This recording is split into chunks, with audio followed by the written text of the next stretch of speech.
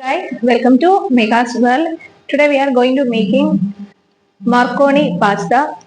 നമുക്കറിയാം കുറേ തരത്തിലുള്ള പാസ്തകളുണ്ട്. Alfredo pasta.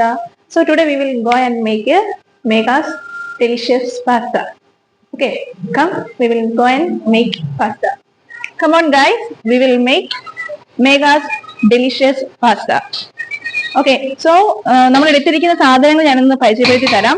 ഇതെന്ന് പറയുമ്പോൾ ഫ്രഷ് ക്രീം ആണ് ഉപയോഗിക്കുന്നത്. First we will using macaroni പാസ്റ്റയാണ് ഉപയോഗിക്കുന്നത്. പിന്നെ വരുന്നത് ജാതിക്ക പൊടിച്ചിട്ടുണ്ട്, അതുപോലെ തന്നെ ചില്ലി ഫ്ലേക്സ്, അതായത് ചില്ലി പൊടിച്ചത്, പിന്നെ ജാതിക്ക പൊടിച്ചത്, പിന്നെ വെളുത്തുള്ളി ചോപ്പ് ചെയ്തതുണ്ട്. പിന്നെ ഉള്ളതെന്ന് പറയുമ്പോഴേക്കും നമുക്കുള്ളത് റിഫൈൻഡ് ഓയിൽ ആണ്. ഇവിടെ ഉപയോഗിച്ചിരിക്കുന്ന റിഫൈൻഡ് ഓയിൽ എന്ന് പറയുന്നത് സൺഫ്ലവർ ഓയിൽ ആണ് ഉപയോഗിച്ചിരിക്കുന്നത്. പിന്നെ നമുക്ക് ആവശ്യമായിട്ടുള്ള ഉപ്പ് എടുത്തിട്ടുണ്ട്.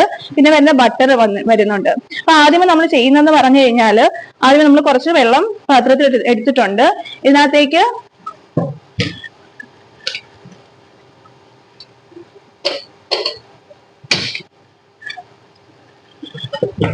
നമ്മൾ ആദ്യമേ വെള്ളം തിളപ്പിക്കുന്നു. വെള്ളം തിളച്ചതിന് ശേഷമായിരിക്കും നമ്മൾ അതിനകത്തോട്ട് ഉപ്പിടും.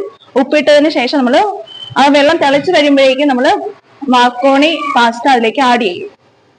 അപ്പൊ ഇതിനകത്ത് കൊടുത്തിരിക്കുന്ന പാക്കറ്റിൽ കൊടുത്തിരിക്കുന്ന ടൈം എന്ന് പറയുന്നത് 5 to 6 minutes ആണ് കൊടുത്തിരിക്കുന്നത്.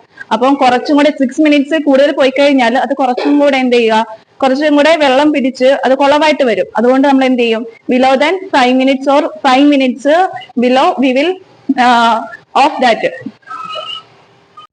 ഇപ്പൊ വെള്ളം തിളച്ച് വന്നിട്ടുണ്ട്. ഈ വെള്ളത്തിലേക്ക് നമ്മൾ കുറച്ച് ഉപ്പ് ഇടുന്നുണ്ട്. നിങ്ങൾക്ക് ആവശ്യമായിട്ടുള്ള ഉപ്പ് ഇടുക. അതിനുശേഷം നമ്മൾ മാക്രോണി പാസ്ത ഇതിലേക്ക് ഇടുന്നു.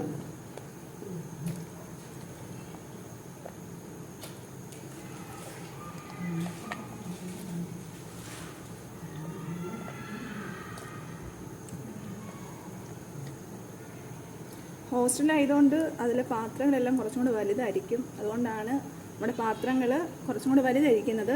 വീട്ടിൽ നിങ്ങൾ ചെയ്യുമ്പോഴേക്കും അതിനനുസരിച്ചുള്ള പാത്രങ്ങൾ എടുത്തിട്ട് ചെയ്യുക.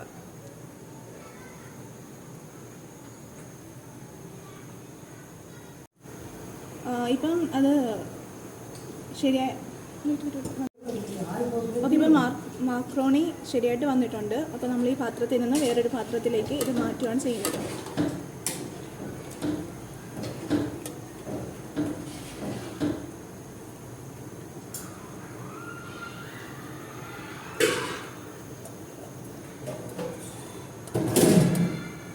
നമുക്കിതിനകത്ത് ആഡ് ചെയ്യാനുള്ള സാധനങ്ങൾ ശരിയാക്കി എടുക്കാം. അതിന് വേണ്ടത് ചീനച്ചട്ടി എടുത്തിട്ടുണ്ട്. പിന്നെ വേണ്ടത് നമ്മളൊരു റിഫൈൻഡ് ഓയിൽ എടുക്കും. റിഫൈൻഡ് ഓയിൽ ഇവിടെ എടുത്തിരിക്കുന്നത് പറഞ്ഞാൽ സൺഫ്ലവർ ഓയിലാണ് എടുത്തിരിക്കുന്നത്. ഈ ചീനച്ചട്ടി ചൂടായി വരുന്ന സമയത്ത് നമ്മൾ സൺഫ്ലവർ ഓയിൽ എന്ത് ചെയ്യും, അതിനകത്ത് ഒഴിച്ചിട്ട് ഒഴിക്കും.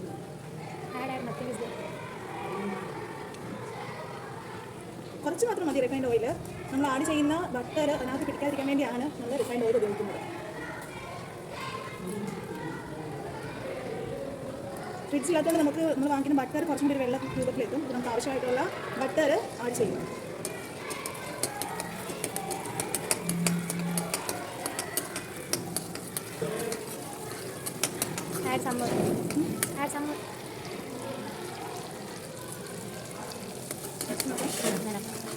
നമുക്ക്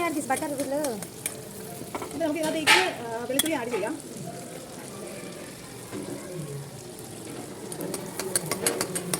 ഇത് മീഡിയം ഫ്ലെയിമിലേക്ക് വെക്കാം. ഇതിനകത്തോട്ട് കുറച്ച് വറ്റൽമുളക് ഗ്രൈൻഡ് ചെയ്തിടുന്നുണ്ട്.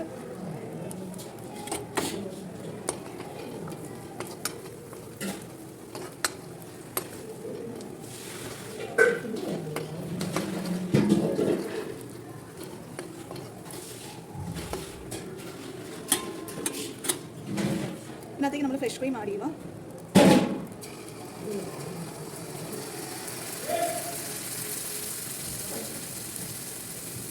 ഇത് 250 മില്ലിയുടെ കുപ്പിയാണ്. സോ അതുകൊണ്ട് മുഴുവൻ ആഡ് ചെയ്യുക.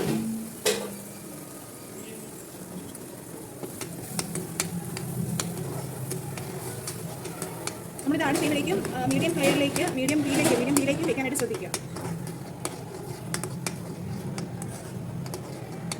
നന്നായിട്ടൊന്ന് ഇളക്കി കൊടുക്കുക.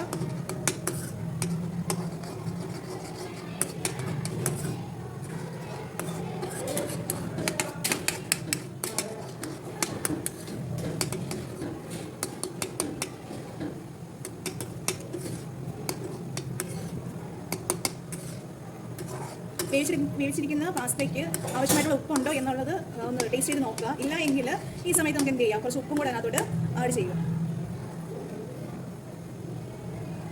അധികം ആഡ് ചെയ്യേണ്ട ആവശ്യമില്ല, കാരണം ഓൾറെഡി നമ്മൾ വേവിച്ച സമയത്ത് നമ്മൾ കുറച്ച് ഉപ്പ് ഇട്ടിട്ടുണ്ട്, അതുകൊണ്ട് അധികം ആഡ് ചെയ്യേണ്ട ആവശ്യമില്ല.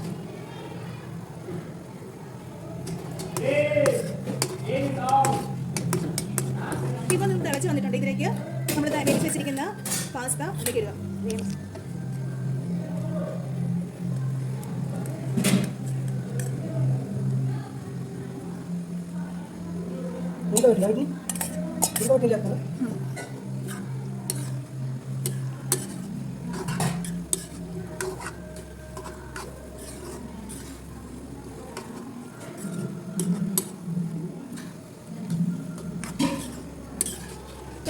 ഇറ്റാലിയൻ സീസണിങ് ആണ് ഉപയോഗിക്കുന്നത്. പക്ഷെ അപ്പോൾ നമ്മുടെ കയ്യിൽ ഇറ്റാലിയൻ സീസണിങ് ഇവിടെ കിട്ടാത്തത് കൊണ്ട്